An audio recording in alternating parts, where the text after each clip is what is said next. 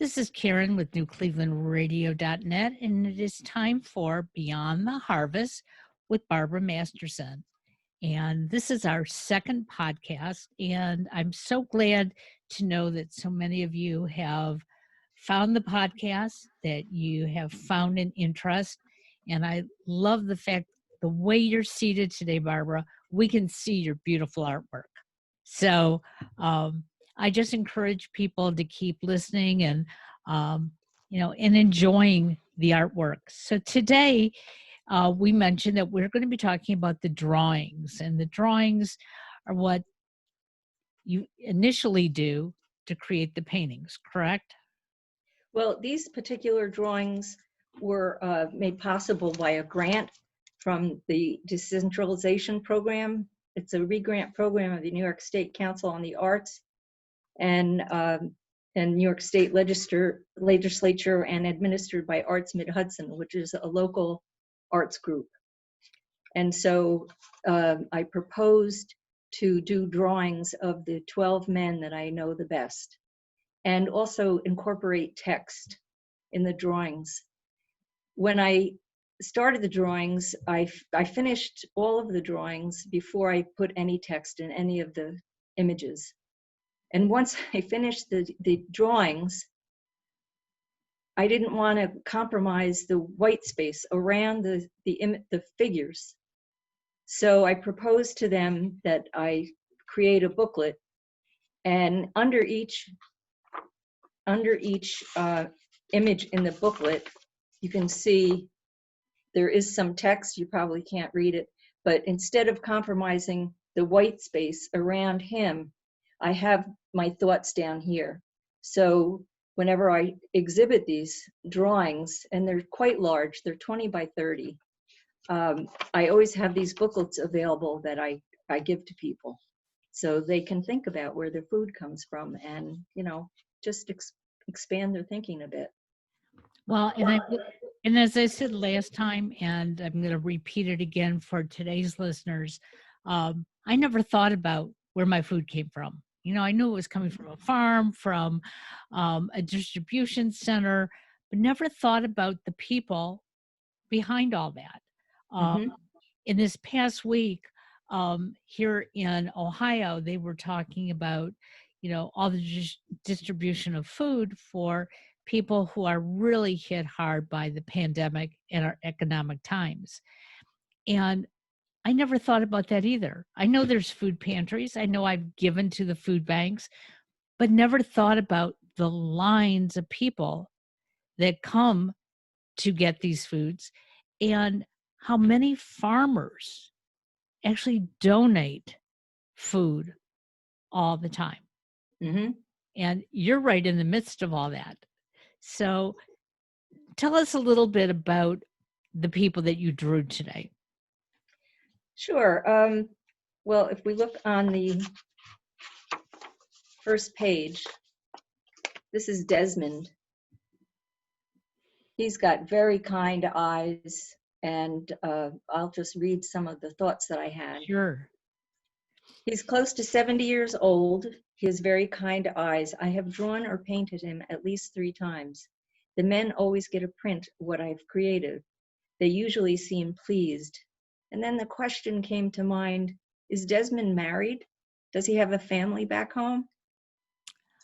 Imagine being close to 70 and doing this hard work in the hot sun and in the rain, and as the season goes on, if they stay through the colder weather.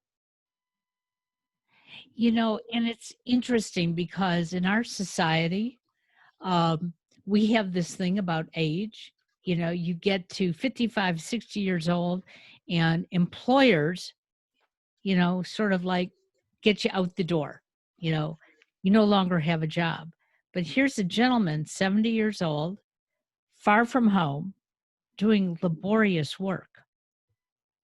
What a difference in society. It is, and I love seeing him when he comes back in the summer, and I go to the barracks, and I'm happy that he's still there, or he has returned. Absolutely. And I'm sure people who are in their 70s who would probably say, hey, I couldn't do that kind of work. Oh, absolutely. Yeah. Absolutely. There aren't many people in the United States that will do that work. And that's why we have these migrant workers. Yes. Okay. And so, again, I want to share my feeling that, I never thought about the migrant workers particularly. I knew that they are around and they're not just on the West Coast and in the southern states, they're all across the United States. Mhm. And if it weren't for them, many of our farmers could not farm their land. That's true. That's very true. So it's about time we stop sticking our noses up in the air and start appreciating what we have. Absolutely. So, Not a better time than now. absolutely. So, tell me a little bit about Kingsley. As I'm looking at him in your book, um, and I'm lucky enough to have one of these books. Um, I look at him, and my first reaction with the thing under his arm, I thought it was a baseball bat. Ah, that is a machete. Wow. So, They what they would work be with machetes. interesting? So, tell us a little bit about Kingsley. Oh, Kingsley is a man of few words. I have bought him a bike to ride that someone gave me. I came upon 2 children's bikes, which he shipped home to Jamaica for his grandchildren. Have you ever seen people harvesting food? And so what is the machete used for? Trimming the grass underneath the trees, trimming, any brush that's in the way. Again, another bend over, break your back kind of work. And as I look at him, I mean, such a kindness in his face, and Hmm. doing back-breaking work. I mean, if you had taken that picture of me, I would have looked angry and upset, like, why me? But Yes. so when these men are coming back to the United States every year to do this, and I know you've talked to many of them personally, um, is there nothing back home that they can do so that they can stay home with their families rather than come here? Correct. Correct. So this is the only work. Yes. And I believe that when they go back home, I don't think there's much they can do except rest, And because they're I don't think there's a lot of work there. interesting. And so many of these people come from what areas? These particular gentlemen in this booklet are from Jamaica. Okay. So many of us go to Jamaica for vacation, Yes. and we only see the beauty of Jamaica and the luxury of it. But Yes. obviously that's not part of their lifestyle. No, it's not. As a matter of fact, I had applied to the Guggenheim Foundation for a grant to go to Jamaica to visit these fellows, because I would feel safe going there and visiting them and not going to a resort, and do some photography, so I could come back and do some paintings of their families as a contrast to what I see here. But unfortunately, I didn't make it into getting the grant. Well, we'll just have to work on other grants so that we can get you there because, I think that that story is extremely important. You know, when I first married my husband, he was on the road. He was in sales. And so 5 out of 7 days, I didn't see him, but I did Mm. see him on the weekends. Okay. And he was home holidays. Um, and he didn't go that far from home that if he really had to turn around and come back, he could. Um, so I can't imagine being the wife of one of these workers and every year, standing at my front door waving goodbye and then waiting till the end of the season to open the door to have him come back in. And yet Yes. he's got to be exhausted. Yes. It must be hard on the families as well, you know, back home. Absolutely. So you wrote a little bit more about Vincent here. Um, you say you've painted him 9 times. Yes, I keep coming back to him. He's, for some reason, he just inspires me to draw and paint him continually. And I know I'm not finished. I only met him the first year he was here, although he and one other worker calls me from wherever they are. Uh, they weren't asked back to this farm. I have no understanding as to why they didn't return. But the sweet thing is that he continues to call me. And the last time I heard from him, he had just come into the States and he was working up in upper New York State, a few hours from here, and he had an appendicitis attack and he had to have his appendix out, which brings me to the thought of, you know, who pays for that? How does that work? How does Yeah. a migrant worker come into this country and then have either an accident or, you know, this happen and then they go into the hospital system? I have no answers. Yeah, and and that's something that we all should be thinking about. I know there's so many people when it comes to healthcare, Mhm, and universal healthcare, there's always that, well, who's going to pay for it? But again, when these people are coming to our country, doing something for us, because we know they're not getting paid that well, because mhm. most Americans wouldn't take these jobs. Um, so somebody has to take care of them. And we have to stop putting all these irrational thoughts out into the world saying, no, it's not our problem. Yes, it is our problem, because It without is. them, we're not going to be eating on a daily basis. That's true. That's true. I'm going to read just a little bit about what I wrote here. He asked me to get him a law book for his son, who's studying law in Jamaica. And I wonder why didn't he come back to the Hudson Valley? His choice, the farmer's choice. What determines where these workers go? Um, you know, so many questions that I still have are unanswered. So when he calls you and connects with you, have you ever thought about asking him those questions? Um,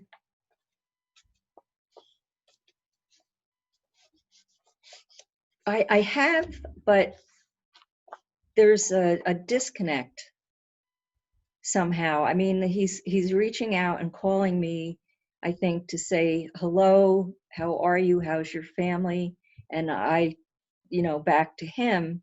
But I'm hesitant to get real personal. Okay. The other fellow who well, we can look at him next. He's on the next page. This is White, Okay. and he and Vincent uh, are the ones that call me. And White is more apt to talk about religion or politics, which he's he's been very upset about, as many of us have been. But it's interesting to get his perspective, you know, where he's coming from in terms of political views. He's married and has a 10-year-old son. Last year, he brought a drum set home for his son. And so he is not back on the present farm, but he calls me from other farms and tells me how he's been treated at those farms. Sometimes it's good, but sometimes it's not so good. I asked him if he would ask permission of one farmer if I could come and visit him, because it was only about an hour from here, and it was absolutely not, that I could not come. She wouldn't allow it, which I kind of couldn't understand. So sometimes I can hear his son playing the drums in the background when he calls. When he gets a break, he gives me a shout. And then I wonder if he misses his son, 10-year-old son. Wow.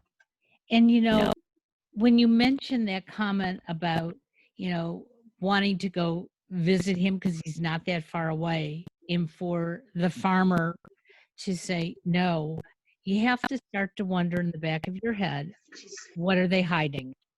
And it reminds me, Mhm.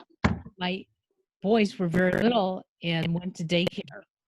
I was told when you choose a daycare center, you always choose a daycare center where you can pop in at any time. In the first daycare center my oldest son went to, they told me I could, but the first day I decided to pop in, I was escorted out of the building. And it Oh, was like, gee. wow, like, what are you doing to my kid? And so that bothers me that a farmer, you know, may be doing something that is not pleasant to these workers. And these workers are working hard enough as it is. Yes. Yeah. It's just appalling that most of us are just not aware of what is happening in our own backyards. That's why I'm here. I'm so grateful for it. And I have to again thank our mutual friend Ken for having you on Yes. his show, because I don't think I would have become aware of it. Okay. We have vineyards not far from us here in Ohio. In fact, I just learned about them a couple of years ago. Never imagined that we had wineries here in Ohio, but we were driving by one day, and all the migrant workers that were out there. And I looked at my husband and I said, "We have migrant workers in Ohio?" Uh, And he said, "Yes." And I said, "Never would have imagined." I drive by farms all the time. I just don't pay any attention to what's going on. And he said, "Would you go out and till the fields like they do? Would you go out and check the grapes every day?" And I said, "No." And he goes, "That's why we have them." yeah. Speaking of grapes, this next person, this is Mark, and he is tying up grapevines at the end of the season and trimming them. And that's what he's doing in this picture. And he's got a leather jacket on and winter clothes because It's that's what cool. time of the year it is. Yeah. It's cold. So this drawing is called the Vine Dresser 2. Mark is just about the only worker who will let me take a photo of him from this one farm. In the beginning, several workers allowed me to take their photos, but not anymore. They are afraid. What do you think they're afraid of? So either it's something that is happening right there on the farm, or possibly the fact that they know so many people here in the United States don't like immigrants. And yet we're all immigrants. Yes, that's true. Uh,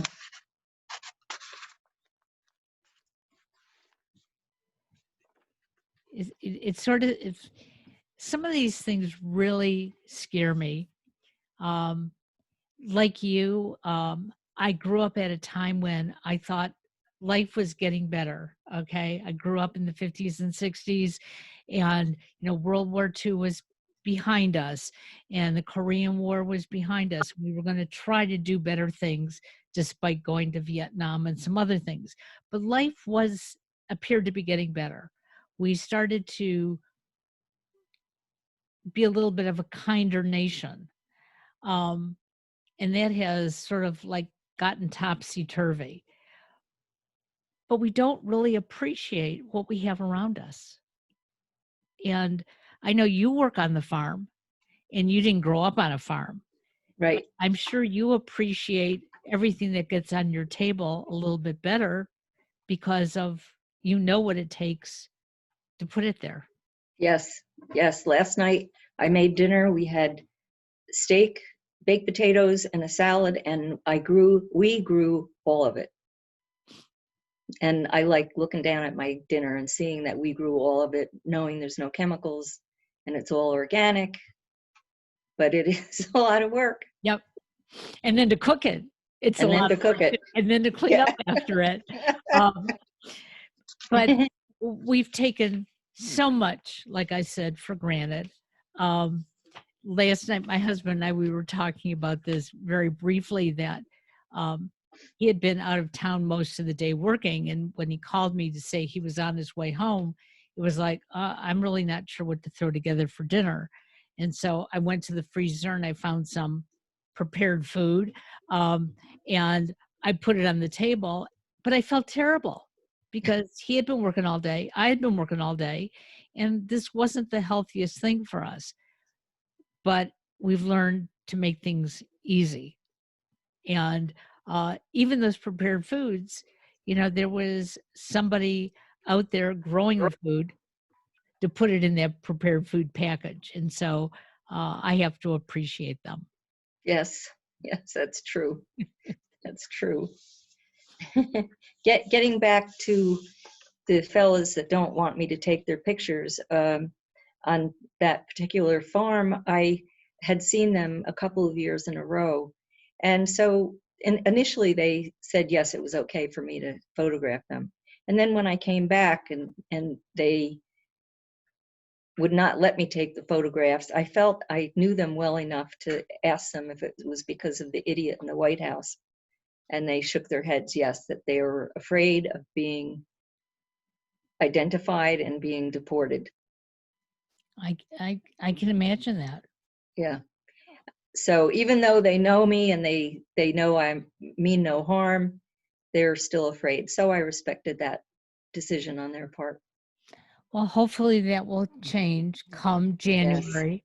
Um, you know, it takes a kinder and gentler voice to make us feel more comfortable. And we haven't had that in the last 4 years, obviously. No. Um, and those of you who may be listening who don't agree with me, that's fine. You don't have to agree. But I have to tell you that I too have felt threatened in the last 4 years. I have felt threatened as a woman.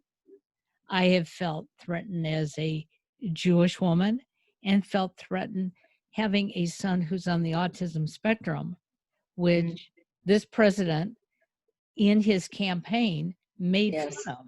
Yes. So, I've been looking over my shoulder for the last 4 years, because I see what he has done and the fear that he has put into people.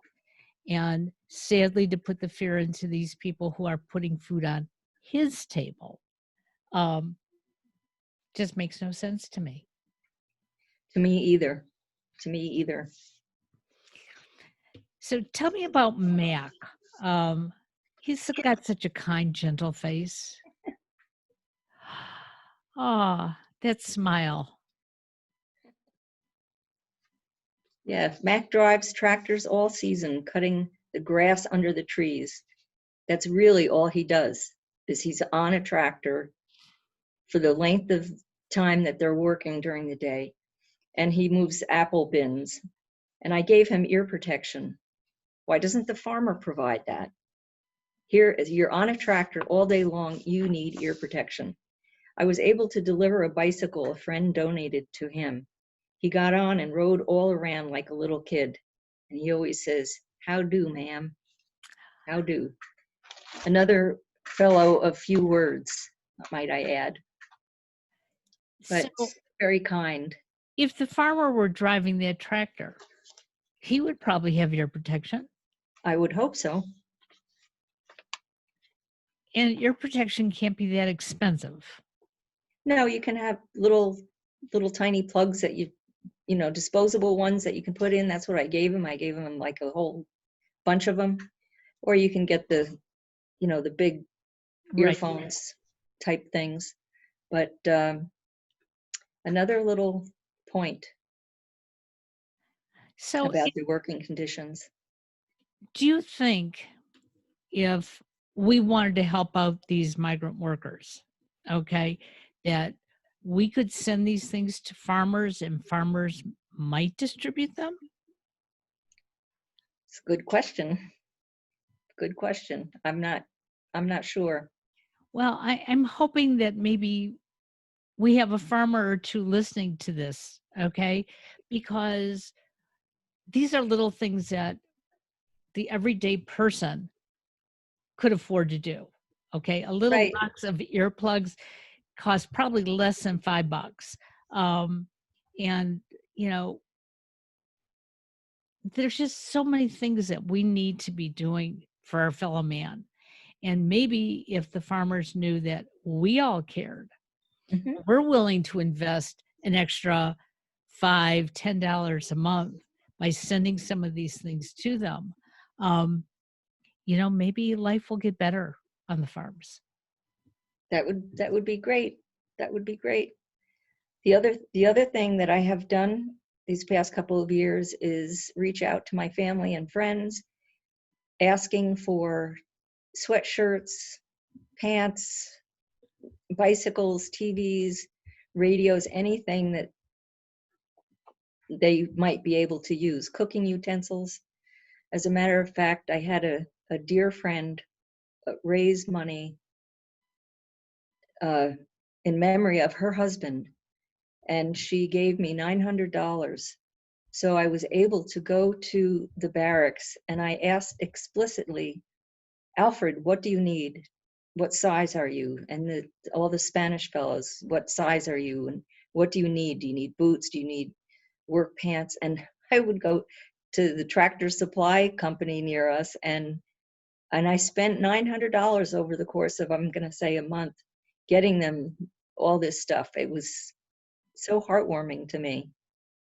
So if anybody in listening has that capability of reaching out to the workers, I think people would have to be careful about talking to them while they're working, and also uh, make sure they have the farmer's permission, but maybe we could supply them with a little more than what they have.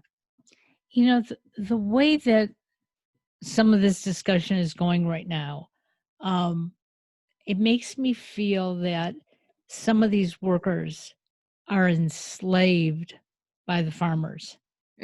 And slavery was abolished. And we've really have to make sure that people understand this. Um, and hopefully the majority of farmers are not like this. That's all I can pray and hope for, Mhm. um, because um, we have to treat each other as humans. It's not the fault of these Jamaican men that they come from a society where they're poor, they can't get jobs. This is their only means of income. Um, and yet they are doing a job that most of us wouldn't even know how to do and wouldn't want to do. Correct. I wouldn't know how to tie up the vines, you know, and I wouldn't know how to drive a tractor. I probably would end up going in circles and falling off or something. But they're doing things that actually take a talent that most of us don't have. Yes, So we need to appreciate this. I believe so. So they all don't come from Jamaica. Your next picture shows somebody from Mexico. That's true. This is Ephron. And what he's doing here is he's tying up uh, tomatoes to poles that they have to put in the ground and take out every year. So these things. So I say Ephron is from Mexico. He doesn't speak much English, and he will come later this year. And my question is, why is it that Ephron doesn't come with the rest of the workers? And who makes those decisions? Who makes those decisions? So he Again, comes up at a later time, is what you're saying. yes. Yes, they don't all come at the same time, and they don't all leave at the same time. But, who makes that decision? And how do they get here? Well, the ones that I know come here, they fly to usually Miami, and then they're bussed up.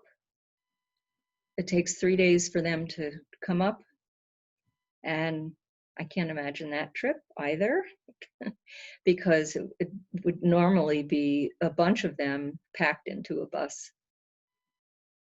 But I know they come other ways. I know, like Kingsley, he flew into JFK this year, and so there are a number of ways they come.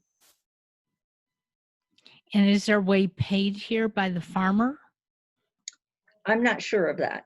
Okay. I'm just not sure of those particulars. Okay. Because that would be very interesting, to find out. Because I'm sure most of them can't afford they can't afford to come here, but they can't afford not to come here. Hmm. So if they're paying for it, that's a big chunk of their income, I'm sure. Yeah. And a 3-day bus ride from Miami. Wow. I can't. They're obviously stopping at other farms and dropping workers off, I would assume. Not necessarily. Oh, okay. For instance, I had done a couple of paintings where I was lucky enough to find out where the men were going to get on the bus to go home. And so what happens is, in this area, a number of farms bring their workers to a central farm location, and then they load the bus with it, with all of their belongings and everything. And it took quite a long time for them to load this bus, because they're all trying to get whatever they bought in the United States into the bus. And I looked into the bus. There was a man sitting by a window with packages piled on top of him. So now you're going to travel like that for 3 days. Wow. Yeah, it was quite interesting. Perhaps another program we can talk about those couple of paintings. And Absolutely. Because I just, I can't imagine. We drive from here to upstate New York to visit my brother, and it's about an 8-hour drive. And, we have the comforts of the car. Okay. yes. I don't have things sitting on my lap. It's either in the trunk or I don't take it. And we can stop along the way if we want to. Hmm. But to be on a bus and logged down with all your belongings, a different world, and yet It it's is a happening, different world. and yet it's happening right here in the United States. Yes.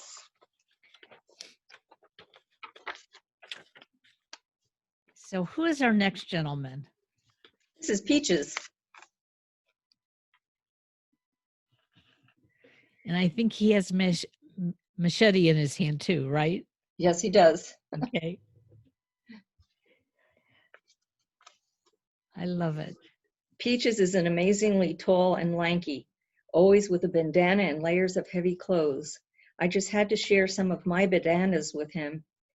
He has 2 sons, and only one of his sons can come and work on the farm, which brings me to the question, why is that? Why is there a rule that says that you can't have 2 sons working on the farm? Peaches I've known him now since I started, and so he's apparently an excellent worker, or he wouldn't be returning. And I met his son one year, and from my observation, he worked just like his father. So the following year, the one son came back, but the other son went to another farm because it's not allowed. Oh, so the other sons does come up, but they can't work on the same farm together. Right. That is a good question. I wonder why. Does it show favoritism? I don't know. I But don't know. I would think keeping the family together would be more productive. One would think that. Well, that's why there's not a lot of humanity in what we're saying. True, true. I just love to see him. Yeah, I know. I can imagine. So you mentioned that he's always dressed in these heavy clothes, but a Mhm. lot of them are working in the hot summer sun.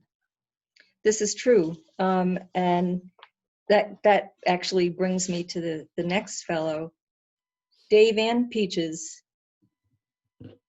dressed like this. Now this was in 90-degree weather, and he's got a wool sweater on and heavy clothing around his face. And his name is Dave. Dave works in 80 and 90 degrees picking apples. He always wears a lot of covering. When I asked why, he replied, "The dust. The dust remains on the trees and the fruit. He is trying to protect himself from the dangerous pesticides." Now, here's a younger picker with a little more education to understand that he shouldn't be breathing in that dust.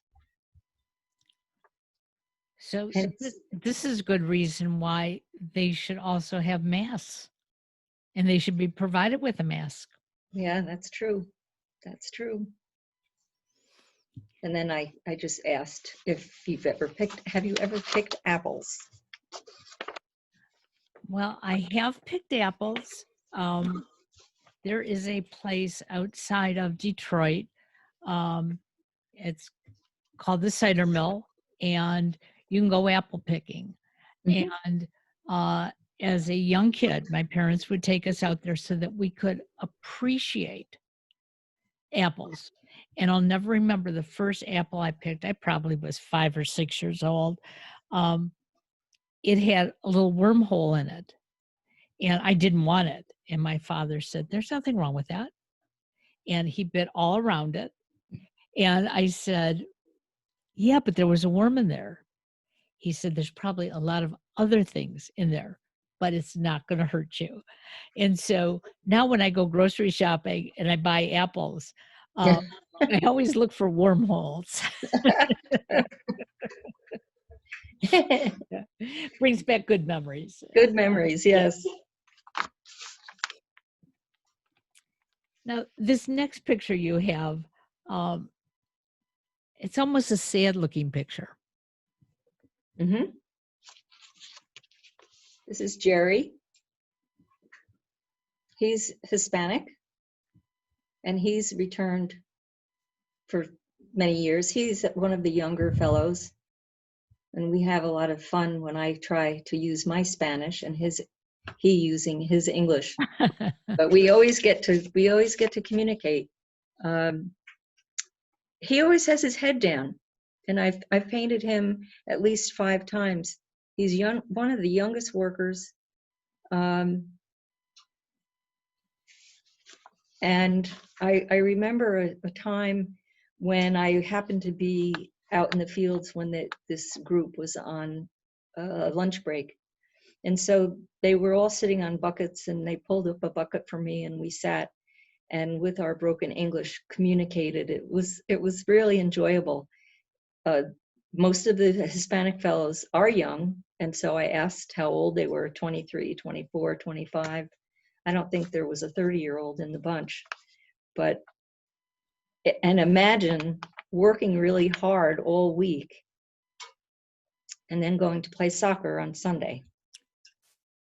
That's what they would do. They would get together with other Spanish fellows and play soccer. Well, if it's something that you enjoy to do, it's probably, that's probably better than sitting and resting sometimes. Yeah, Yes. because you're having Yeah. fun and doing what you really, really like to do. Yeah, especially if you're 23. 23 years old. So he's just at the beginning of a long life of this. Yes. Now, when you've talked to any of these gentlemen, like Jerry, do do they ever express that they want to do something else with their lives, like continue on with their education, um, own their own farm? Well, the Spanish fellows, because of this communication problem, I can't get into real deep conversations with them. Okay, And I think the age of the Jamaican fellows, I don't think they see another way got it. at that point, at this point in their lives. How interesting.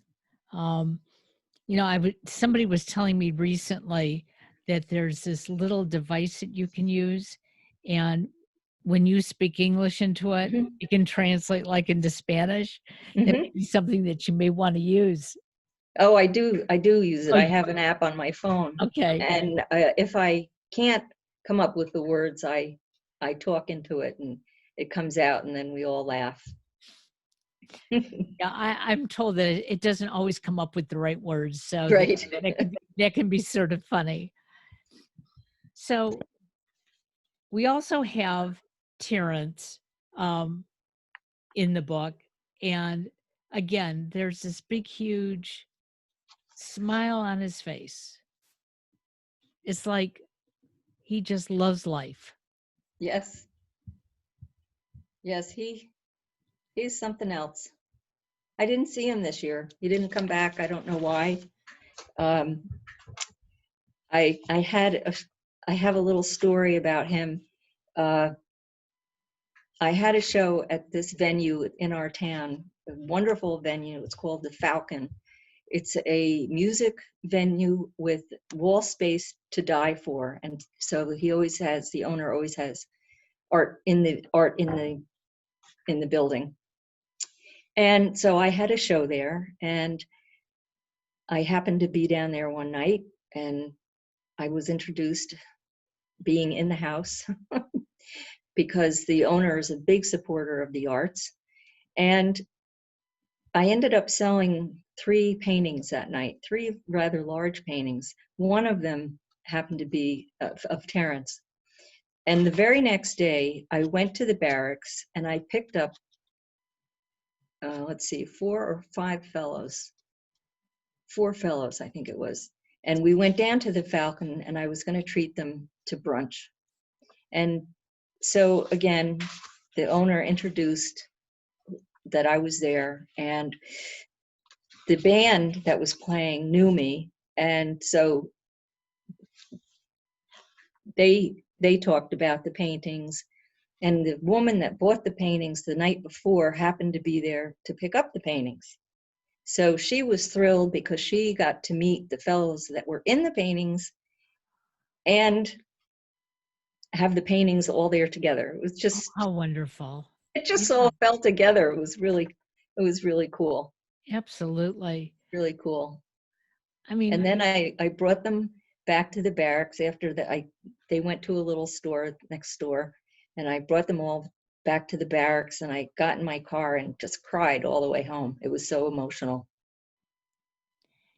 you know, they're giving so much of themselves, at least this group that we're talking about today. They Mhm. not only are working, but they're sharing a little bit that is deep inside their souls. And that's remarkable because many of us don't do that on a daily basis. That's true.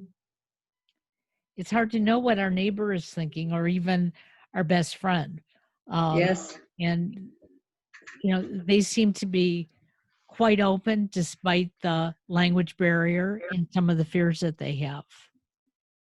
That is wonderful. How can people get this pamphlet if they're interested? Oh, they can email me or reach out through my website, and I'd be glad to send people these books. And if they'd like a drawing, I'd be glad to send that too. So, do you obviously you sell these drawings as well? Yes. So, um, do they come directly through your website? Do they have to go through a gallery? How can they purchase one of these? The most direct way would be through my website. Okay. There's a form at the end that says, just contact, and I get it immediately. And if someone's interested, I'd be glad to have them look around. Well, absolutely. And, every time we do this podcast, we're going to fill a void that most of us have when it comes to the migrant worker, the farmer, where our food comes from, how we take care of this earth. Um, Last winter, when I had first started doing my composting, I wasn't doing it in the wintertime because it was like, well, even though I have a small little patio, I have to walk through a couple feet of snow, to dump it out there. But we had a big snowstorm yesterday, and I realized that in a day or two, it's going to melt. And so I'm going to compost all winter because Good for it's you. going to make me feel better. And it gets me back to earth. And I know when I'm going through those coffee grounds and tea grounds and things I'm putting in there, I feel a connection to your migrant workers. I'm not out there, in the fields with them. I don't see them out my back door because I don't live on a farm. But I realize how much I owe them because I've never even planted a tomato plant. So I don't think I could have any food in my house if it weren't for them. Oh my. Yeah. And that's just how I was brought up and Mm-hmm. what I know.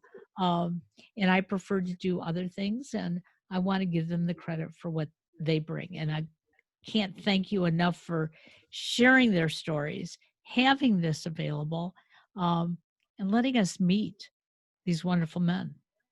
Thank you so much, Karen. Thank you. It's my pleasure. So we'll see you again in 2 weeks. Okay. Yes. Take care now. Take care. Stay safe. You too. Bye-bye.